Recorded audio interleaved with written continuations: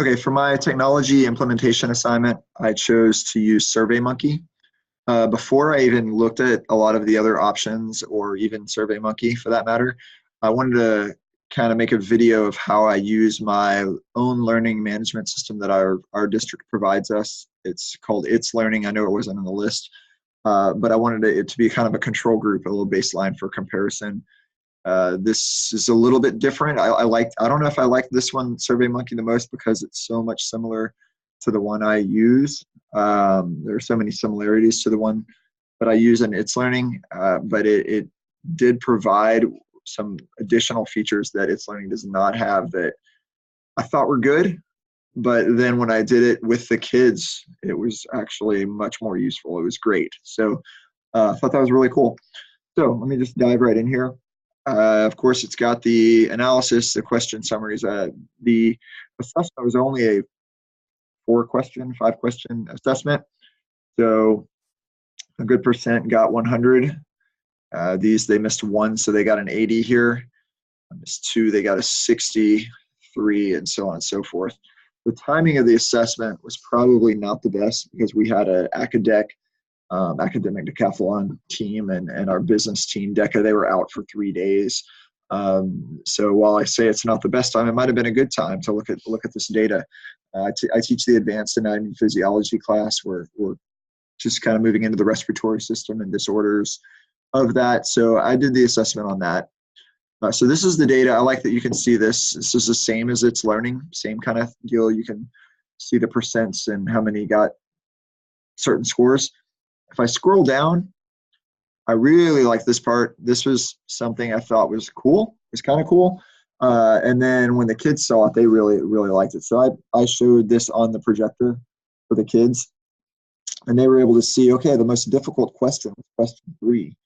Whereas in other classes, the most difficult question was question 4, and by a fairly large margin. But question 3 ended up being, by the end of the day, the most difficult. So 67% right here, got that correct.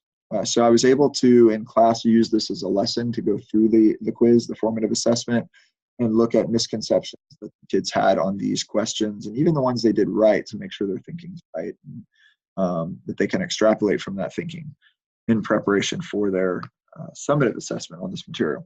So the first question, most difficult, 67% got it right. Which of the following respiratories, blah, blah, blah. So a change in mucus consistency. It dealt with cystic fibrosis, the disease. And I was able to kind of scroll down here and look at question 3 and show the kids that. And I would say to them, if you put COPD, let's review what COPD was, chronic obstructive pulmonary disease. And that emphysema is actually a class of COPD, these diseases, along with bronchitis. So they were able to look at why that was wrong, because I even said, one of the kids said, well, with COPD, you do get an increase in mucus production to trap, the bad guy, if you will, for allergies or for a virus, for bronchitis. And I said, that's true. So it's an increase in mucus, and that's what you were thinking. I think a lot of people were that put this. I think if you put emphysema, then you were really lost on this question. So COPD was the second best answer, basically. And they put it because of chronic bronchitis having mucus production. But the cystic fibrosis, they have mucus as well. But the mucus for cystic fibrosis is a different consistency. So this was the key word they were missing out. So that really kind of told them for their summative assessment that they really need to pay attention to the keywords there. Sorry, my laptop's being weird. There we go. So going back up, the other question really was in regards to asthmatics, so asthma. Question 4, scroll to that. And this kind of relates to the muscle system, which I did my It's Learning video on. And I really liked that those that got it wrong, most of them put potassium, because the correct answer is magnesium. Is a muscle relaxer and chest for airways to open up. But if they got it wrong, a good bit put potassium here. And potassium is also a muscle relaxer. So that helps me know, okay, you're on the right track in knowing that's a muscle relaxer and that has similar properties as magnesium. But this opened up discussion about muscle cells and other body systems. So they really were able to extrapolate from the information with this. And I told them sodium by far is the worst answer. So if you put this, that's completely wrong. sodium's going to increase the tightening of the muscles because it has a positive charge, and the nerves can use it to increase muscle firing. So I thought that was really neat how the data was broken up, and I can scroll through the questions pretty quickly compared to It's Learning. In my other video, you had to go from question to question. This kind of has it all in one thing, so I can say, okay, look at the percentage here, look here. Nobody put nasopharynx, so that one's would by far be the worst. This one, oropharynx, still not a good answer, still wrong, but it's close to the back of the throat. So the larynx, the epiglottis, and vocal folds are in the larynx, which is a little bit lower. So brought up some good discussion. I really liked the data that went with the question. It had standard deviation. So my more advanced students like looking at this data also. So I can use this as a lesson, and they can kind of question their thinking of the different questions in the formative here. The other thing is this was not found in It's Learning, in our learning management system that we currently have in Clear Creek ISD. The data trends, I thought this was really cool. This made some data stand out for me. And I didn't realize I had this today, so I didn't even go over this with the kids, but I saw this after the fact. So this is like the time, I guess, they answered. So I've third off. It was first, second, fourth period, fifth period, and then right here is sixth period, and then seventh period's data. It looks like it didn't show up, but that's okay. So going question by question, I love this breakdown. So this one, question one, the correct answer is blue. The other answers, yellow and green, are incorrect, but I can see first period, nobody really put muscles. So there's some kind of thinking going on here in second period, fourth period, and maybe a little bit of sixth period as well, about muscles being involved in emphysema, which it's not. It deals with the elasticity of the lungs and you being able to exhale well. And so if you have emphysema, you can't exhale well because the elasticity is gone, kind of like a balloon letting air out. And then looking at this question, green was correct, the larynx. And it really shows that, okay, there's a misconception with the nasopharynx here. Looks like 2 responses for that there. So going here, wow, these 2 classes, so second period and fourth period, putting emphysema as the correct answer, that tells me somehow emphysema is not clear to these 2 classes, as clear to those 2 classes as it might be to the others. Because if they got it wrong putting COPD, that doesn't really tell me anything about emphysema. But the fact that nobody put emphysema in the data here, or here tells me that those classes probably understood what emphysema was and deleted that as a choice overall. So that was some glaring data for me. The asthma question as well, sodium being the worst answer. Wow, look at that, how big that bar is right there of sodium answers. And then same thing here, it's kind of large. So, that goes to show you where the data is showing me that there might be misconceptions in their wrong and right answer choices. So it's kind of interesting. I really like this data. I really like looking at it this way. I'd imagine if I upgraded, right here, if you can upgrade, that would allow me to look at it in other ways as well and analyze it.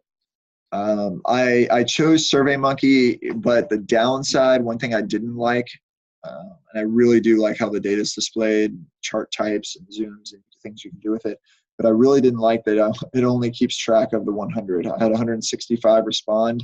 I had a lot absent today. I have 180 students. So I had 100 respond. So the data only includes the 100, I believe.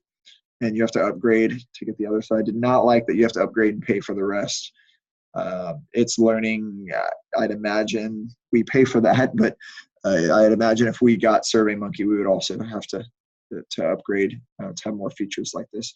So I thought that was great. We looked at Plickers. I really didn't like Plickers. I did not like walking around the room with my phone, my tablet, my laptop here to get the responses. I like a dynamic class where they can be doing multiple things at a time. I teach advanced anatomy.